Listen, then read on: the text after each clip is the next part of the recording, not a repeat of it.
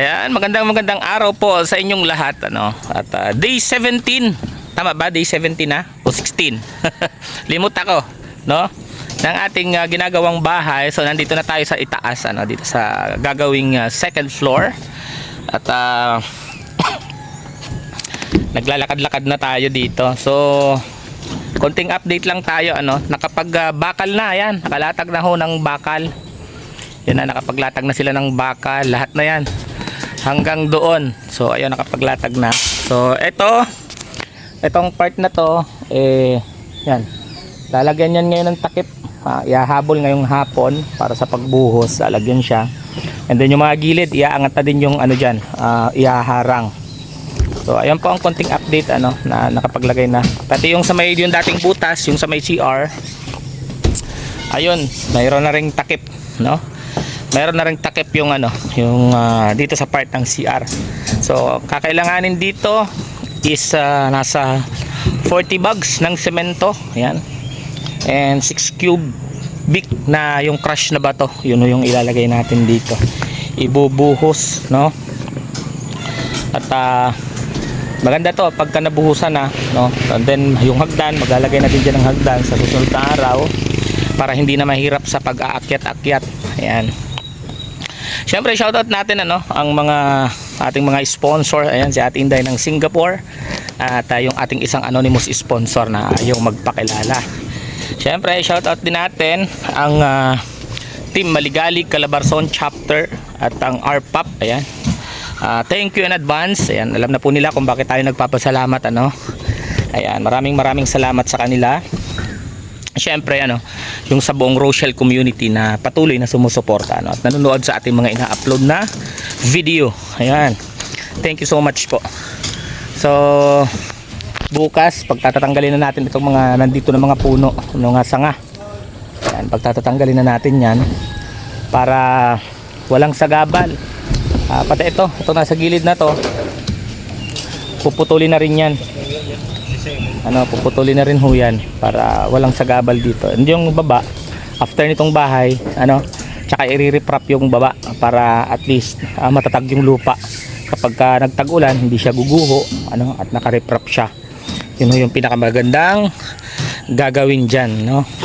So sa ngayon, ang nasa taas ay si Bilog, ano, si Bilog at si Kuya Sherwin. Sila ang naglalatag ng bakal ngayong araw.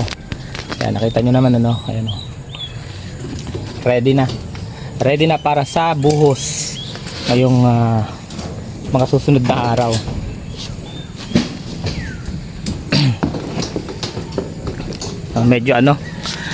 Medyo nakakabisi magpagawa ng ano, no, ng bahay. Yan, bili ka ng merienda, tanghalian, merienda ulit.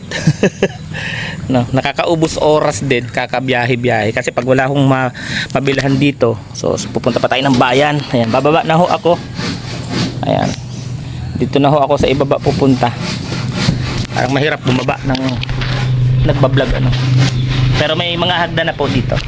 Pwede na, hindi tulad ng isang araw na ang hirap talagang bumaba kasi wala kang ano, maapakan basta-basta. Ngayon may mga hagdan na siya. So ayan, dito na tayo sa ilalim, guys. Kulang pa, no? Kulang pa ng tukod itong ilalim.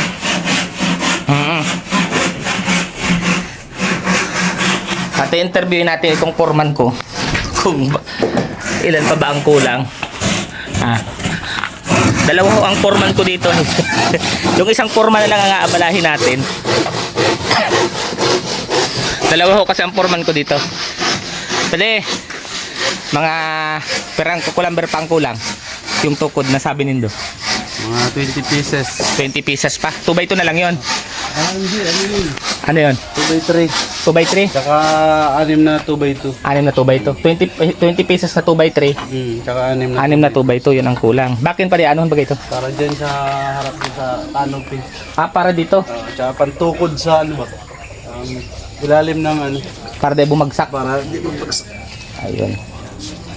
Yung pa ang kulang. So bibili ho tayo ng coco lumber para safe, ano.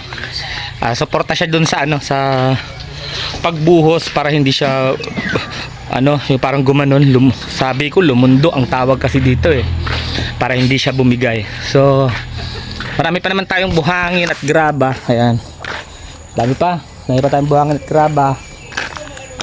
Ito buhangin, no? Kaya pero mag-order tayo ng ano, yung crush na bato. Yun daw ang kailangan gamitin doon sa ano natin, sa pagbuhos ano ng second floor. Ayan, and then mapakita ko rin sa inyo, di ba ho, nung nakaraang mga araw, nakikita nyo meron ho ditong patay na ano, bayabas, no? Patay na bayabas, at ang nandun ho yung mga wire nakasabit. So ngayon, ayan, maganda na siya, no? Maganda na siya. Nakatubo na siya na poste. And pinalagyan ho ng ilaw. Ayun, ayun. Yun, kung nakikita nyo, may ilaw na siya. Diba, ang ganda. Para dito sa daan, madilim kasi dito. Medyo madilim kasi dito. Yun, para maliwanag pagka may mga darating na bisita, makikita natin kung may tao na paparating pagkagabi. Ayun, makikita natin. Ayun, kung nakikita nyo, ayun, oh. Ayun, may ilaw siya doon. Ayun, may bumbilya siya doon. Yan. Yan ho yung ano. And then papipinturahan ko na rin yung aking kubo. Ano, papipinturahan na rin natin yan kasi may mga pintura diyan. So kailangan lang ng dalawang maliit na galon, yung parang pangunang ano, kasi glossy daw itong nandito eh. Sayang kasi kung masisira din yung mga pintura na nandiyan. Glossy daw kasi yon. So bibili ako ng dalawang maliit na ano, pipinturahan na natin itong kubo para maganda siyang tingnan. Ayan. So magiging studio na namin yan ano, ni Pading Rene. Pagkatapos itong bahay, mga magla-live, pwede nang mag-live dyan para hindi maingay. So isasarado na lang yan. So hindi na sila rinig sa loob, hindi na rin rinig ang nasa labas. So kahit may nagkikwentuhan dito part, dito sa bahay na to, makakapag-live na doon na walang istorbo kahit may nagtutugtugan dito. Ano po? So ayan yung update natin ngayong araw. Siyempre, nandito si Pading Rene, nandiyan si Dudang, si Pading Rene, yan, si Nanay Susan na napakasipag. Nay, geng. Ganto.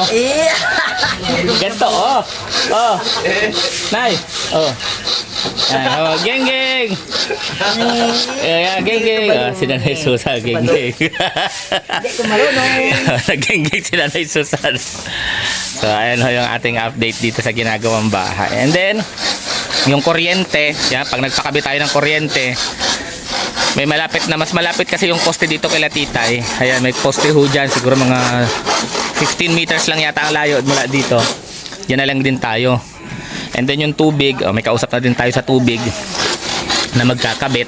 At ako naman ay nakakuha na din ng certificate sa ano, sa Akanoreco. Ayan. So, ayun naman po ang update natin ngayong araw. Ano, tingnan natin dito sa likod.